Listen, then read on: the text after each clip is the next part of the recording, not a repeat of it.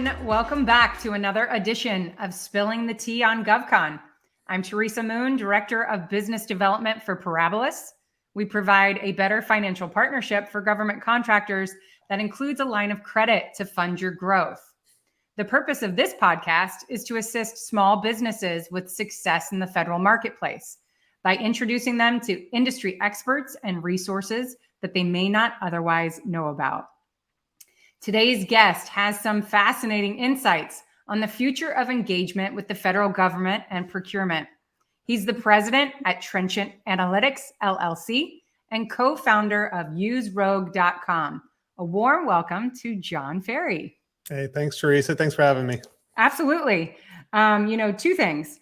I have seen you on podcasts and speaking engagements quite frequently lately. So I've been listening in and learning a lot from you. And what I recognized is that your expertise is something that we've never covered on this show. So when I reached out, it was for the purpose to find out when I could get you on as soon as possible so that you can share with our network what you're doing and what an artificial intelligence can do to assist them. So if you wouldn't mind, if you could share some information about yourself and your background and experience in government contracting and how you got into this industry. Yeah, no, I appreciate it. So kind of myself in a thumbnail sketch, I started out actually military. So I was a special forces operator, right? I graduated as a Green Beret many moons ago. I came back to the DC metro area and I got into government contracting because it's kind of the family business and it's, the available jobs in this area. But as a special operations person, a little bit non-traditional, I actually got into acquisition. So I started doing acquisition management early in my career. I then did like 5 years in the Pentagon doing planning, programming, budgeting, execution. And then from there, I actually moved over to support as a contractor the Defense Advanced Research Projects Agency, specifically focused on technology transition. So getting things out of the DARPA labs and into operational hands. And that's where a lot of my military background really came into play.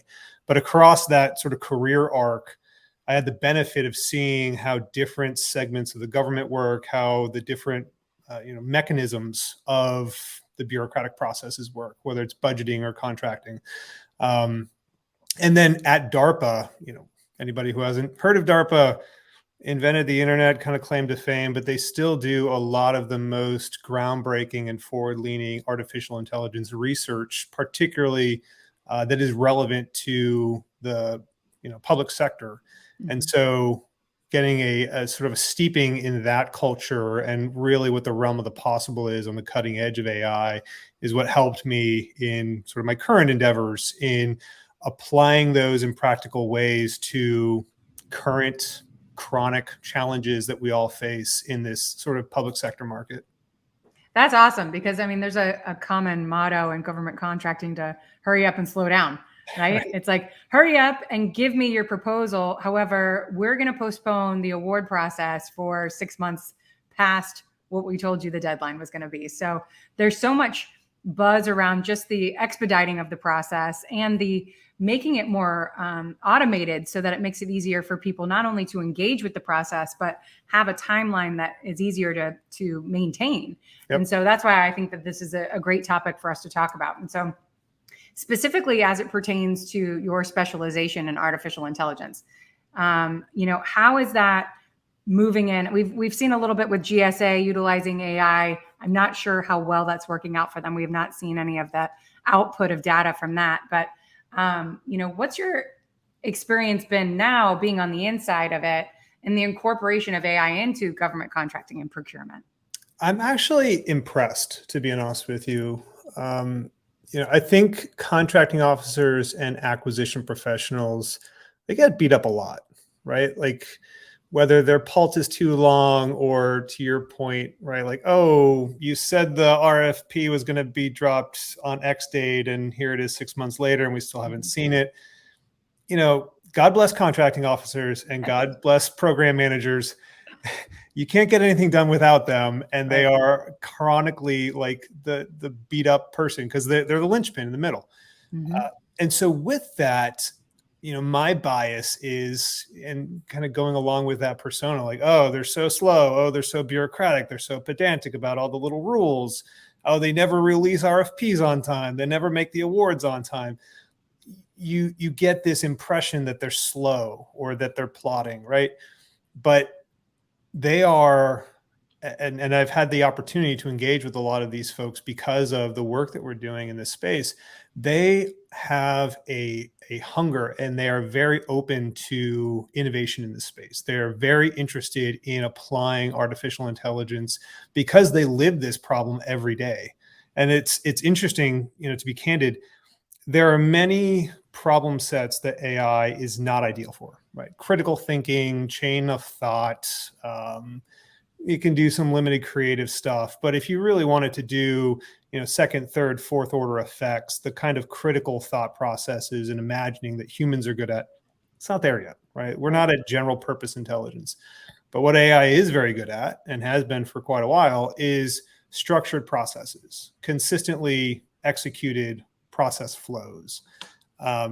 And so, contracting officers, I think, innately understand that a lot of what they do is structured, right? RFPs are structured, proposals are structured, clauses are structured.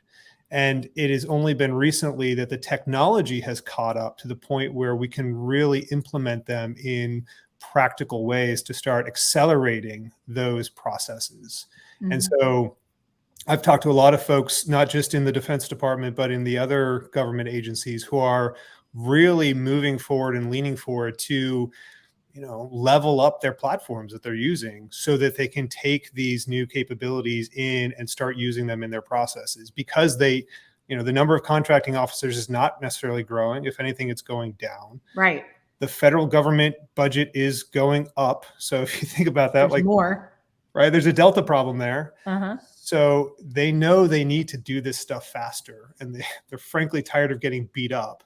Mm-hmm. So there's a much greater openness to adopting these technologies than I expected. And I'm actually really encouraged by where we're going to see it go in the next 24 months.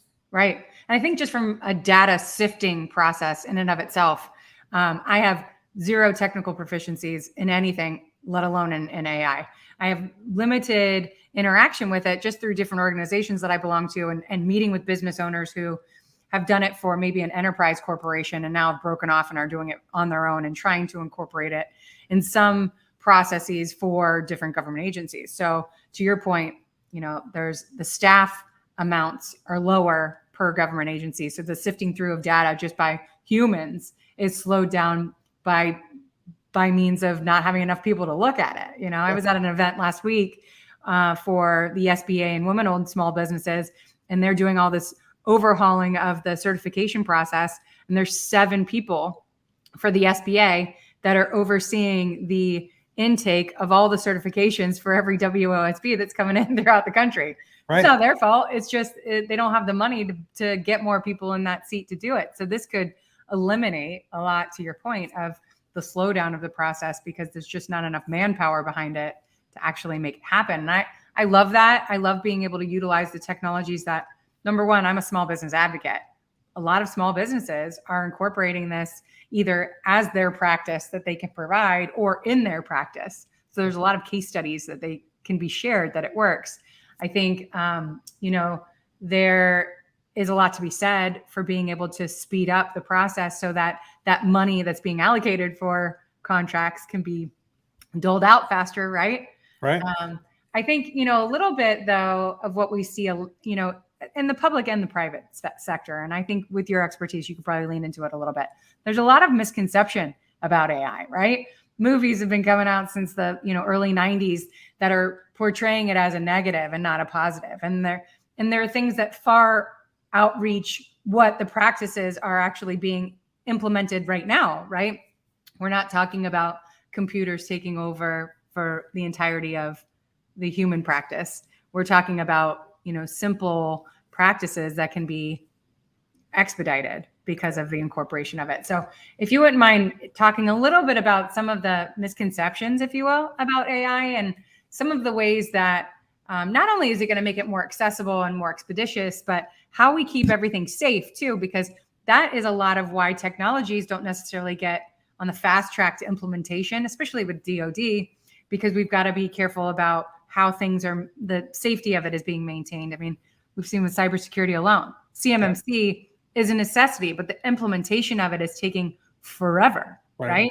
The imminence of it is clear, but it hasn't been put into practice. And I feel like something like that is going to set a precedent for a lot of different things that we're doing, and it'll allow for other technologies to be brought in. So I know I've asked a lot, right, in that little snippet right there, but if you could just relay based off of your expertise to put people's mind at ease about the safety and security that is behind the technology of AI. Yeah. So let me parse that a couple of ways. So number one, you are absolutely right. There is so much noise right now. And there are a lot of people putting noise in the system. So if you just talk from the pro and con, right? There are a lot of folks that are saying, oh, we need to bring AI in, we need to do it faster. And there is as many, if not more, folks saying, whoa, whoa, whoa, whoa, we need to slow down, right? You can talk about the open letter that was signed by everybody, including Elon Musk, about pausing. You can talk about the tech stars who are, at the White House saying that they're going to watermark generated content, those types of things. Let's be very clear. Like I said earlier, there are things that AI can do very well. Let's not oversell it. Okay. And there's a lot of incentive right now to slap an AI sticker, just like 5 years ago, slapping a big data sticker on everything, right? Like, let's be very practical about what it can and can't do, and be critical, right? You got to have some critical thinking. If it sounds too good to be true, it probably is. And if it sounds too doom and gloom, it probably is. Just as an anecdote, anytime I hear a capitalist, right, even if it's from Silicon Valley, asking for the government to regulate their industry, you have to wonder why. Right? If they're whether or not they're trying to get some form of regulatory capture to hold off the open source market. So you have to take everything with a grain of salt, particularly right now when the hype is so big on both sides. There's good things AI can do. And so what we need to do as humans is look at what it really can do, and let's start thinking critically about okay, what are the tasks it's actually going to be good at? And the highest leverage tasks, I think, to your point, the places where we're going to get the most immediate value are those things that are painful and repetitive, but incredibly necessary, right? Like the proposal process. Every time an RFP drops, you have to open up the RFP, read the whole thing, pull out sections L and M, pull out section C, build out your templates, structure all those things, pull out all the shalls. These things are not critical thinking. These things are rote. I will do A, B, C, D, E, F, G so that I can then get to the critical thinking. If you're on the government side, it's exactly the same thing. I have to build out my solicitation. I have to make sure all my clauses are in there. I have to make sure all this tracing, right? Not the critical thinking, not the things that humans are the best at, which is the critical thinking and the creative thinking.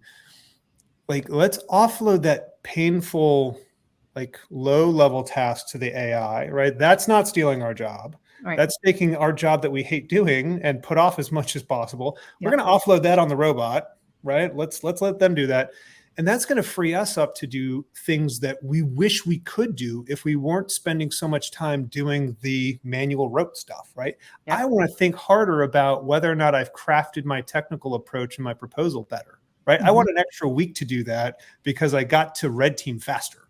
Right. I want more time to have industry come in for industry days or oral presentations for my solicitation because I got my proposal out or my solicitation out faster, and I got my source selection done faster because I wasn't doing all the rote work. Those are the kinds of things. Right now, those are the big opportunity spaces. And to your question about security and whatnot, you have to be careful, right? Everybody, well, if you haven't seen the snafu with the Samsung employees who used ChatGPT for something and inadvertently divulged proprietary information, be smart, right? Be aware of what the technologies are that you're using. By the way, the same thing goes for using Google, right? Google records everything you put into the search bar. So this is not a new thing. We've been, paying Silicon Valley with our data for 2 decades now. Just be aware. but start using things pragmatically, and don't shirk the security restrictions you have just because there's a new toy out there.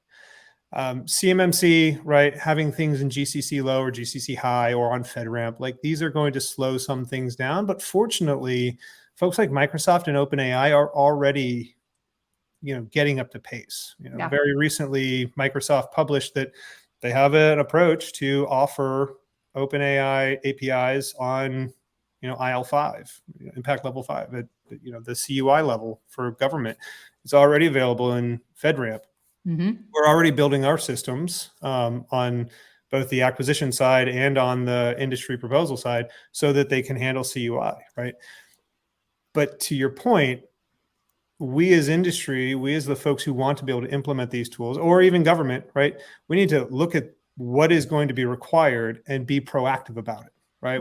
We can't have somebody come in after us and be like, oh, no, you can't use OpenAI because it's not CUI capable.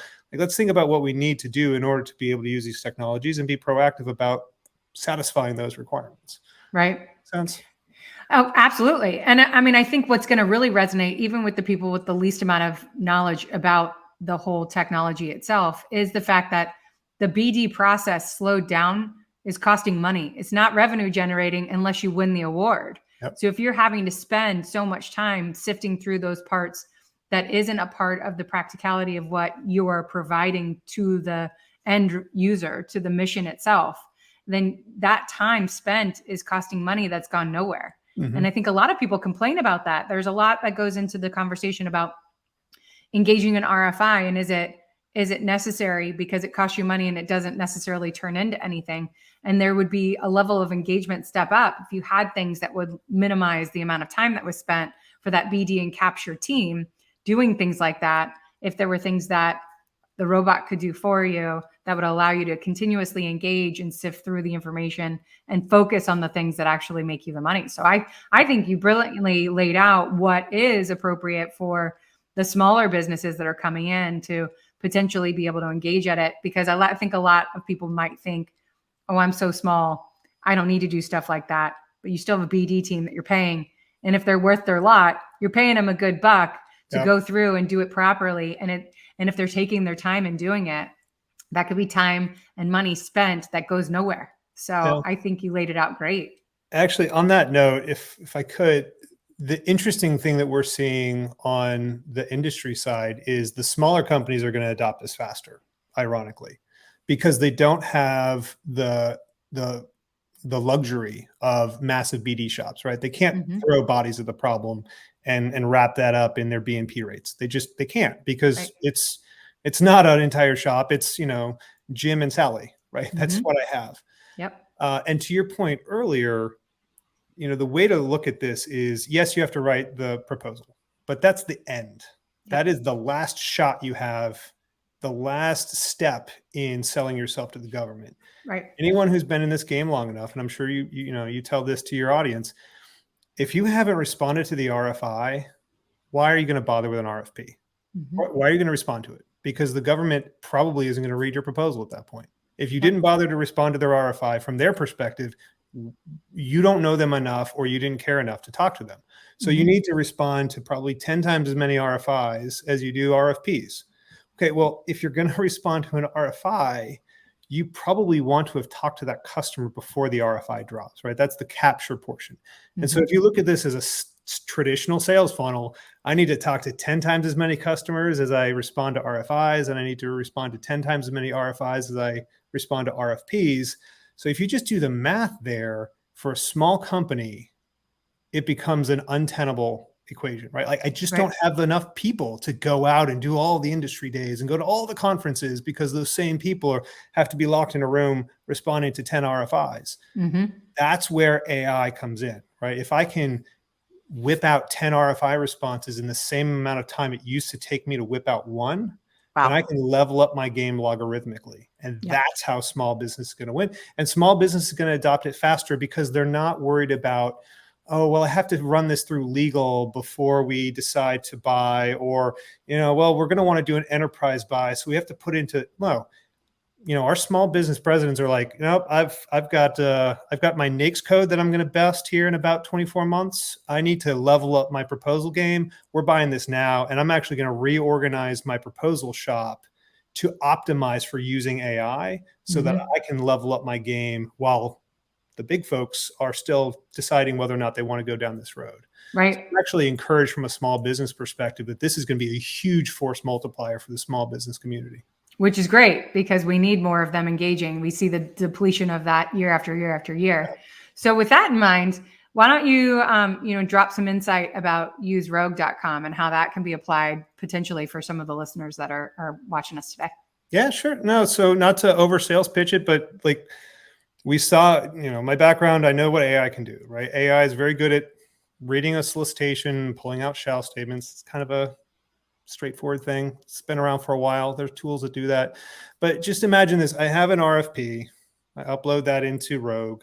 It parses through, finds all the shall statements. That's great. But it also finds sections L&M, builds that out into my initial templates. And then like 2 button clicks later, I have all of my volumes initially outlined with relevant generated content that is generated not off of the general GPT, right? Not off of the open internet, but it's actually indexed off of my content. So my past proposals, my monthly status reports, my RFI responses, all that stuff, all that content, that source material sits in a sump of source content. And the AI essentially says, hey, this is what the government's asking for. Here is a relevant place where we've written about doing that before. Here's a management approach for IT services. It harvests that old content and uses it to generate new, relevant, contextual content in the context of that new proposal. So those like manual things where you had to go into your old like document library and Control F to find management volume plus IT services, and then try to pull it out and reword it for today I'm proposing to the Marine Corps, and last week I was proposing the Army. The AI just does that, right? And it refactors it and it writes it in your voice and it talks about your company. So you don't have to do that manual stuff. You can just focus on what's my actual technical approach? How am I going to optimize this proposal to this particular customer based off of the market research I've done? So it allows you to focus on the high quality human tasks and just offload all that ash and trash work to the AI. Yep. And that's the way we built it. It's not just a GPT for proposal, right? Like we actually don't like chat interfaces. It's literally built around the process of writing proposals and optimized for that task. How amazing. And so I'm sure people's hair are on fire right now. What's the best way for people who are listening to engage with you to get started with Rogue? Yeah, just go to userogue.com, click sign up. We require everyone who wants to get on the platform to go through a 30-minute onboarding. It's $20 for a 7-day trial. So you can kind of kick the tires, see if you like it. If you do, you stay on. If you don't, no harm, no foul, no obligation. We do it either annually or monthly subscriptions. So we don't try to lock folks into long-term contracts. It's up to you. So yeah, hit the URL and we look forward to talking to anybody who's interested. That's awesome. And I got to believe that you're traveling the circuit to get the word out about Rogue. Any upcoming conferences in the next 6 months that you're going to be at that people can find you to? Yeah, so I just did the National Contract Managers Association World Congress last week. Great place to be. Not bad. It was a great time. So I volunteered to do a follow-up to my seminar there. It's going to be online through NCMA, I think the 3rd week of August. So I'd look there. That's my next big thing. We'll be at AUSA, just kind of working the show. The other thing I would put out is we actually started a GPT for GovCon masterclass. So if you go to userogue.com and go to our blog, it is completely no obligation. You don't have to put in an email address. It is not a sales funnel. It is just trying to share our expertise in how to use the openly available AI tools for the purpose of government contracting. So if you're interested in getting into AI, but maybe you don't have the money to spend on Rogue, just take a look at the masterclass, join the group in LinkedIn, and start using these tools for your purposes. That's the other thing I would offer. Well, we'll share that out. So you and I can chat after this and you give me that information and I'll post it out on my LinkedIn. Majority of the people that are watching this are connected with me. So that'll be a quick way for them to get engaged with you guys, get more familiar with you and Rogue, and then hopefully open people's eyes up to to something that can allow them to, work smart, not hard. I think that that's what all of us want, right? In the long run. Well, this has been awesome. I mean, I wish we could talk about it more, because I was really not intimidated, because I love learning new things, but I thought, what the heck am I going to add to this conversation other than leading you down the rabbit hole of the questions that I had for you? And you did a great job of unfolding it so it makes sense to everyone. And I think that's so important for engagement with small businesses, is they need to be able to feel comfortable with it. And I think sometimes technical proficiencies provide a lot of fear into it, because if you don't have that proficiency, it's hard to understand a lot of the explanations of it. And you eliminated that from this conversation. So like I said, I'm going to post out the information about the masterclass. We're definitely going to engage again. I've got some ideas that we can chat about after this, about how we can deeper dive into the network that is following us at Parabolis and myself. And so we can make this conversation ongoing, because I think what you're doing right now is extremely helpful to everyone that I engage with. And so I want to get you out in front of those people front and center, so that they know how they can, take part in it as well. So thank you so much for your time today. No, thanks for having me, Teresa. I really appreciate it. Absolutely. And just a shameless plug, nothing like a little bit of LinkedIn stalking to help your network. That's how I found you. I watched you on someone else's podcast and was like, oh yeah, we need to get him on. And so this has worked out exactly the way that I had hoped. So I appreciate it very much. Oh, likewise, Teresa. Thanks for reaching out. Thanks of course. Thank you again. And just shedding the light on a topic like this that's very popular, but seemingly elusive for some of our listeners, I'm sure has been a great thing. So as always, we strive to bring everyone the best thought leaders and experts in the industry. So I hope you found today's conversation exciting and insightful. If you like what you heard, you can see this episode and all prior podcasts on our YouTube channel by the same name. And stay tuned for many more exciting conversations ahead this year, as we take pride in leading the charge of sharing the very best with our audience. This is Spilling the Tea on GovCon, and I'm Teresa Moon. Thanks, everyone, and have a great day.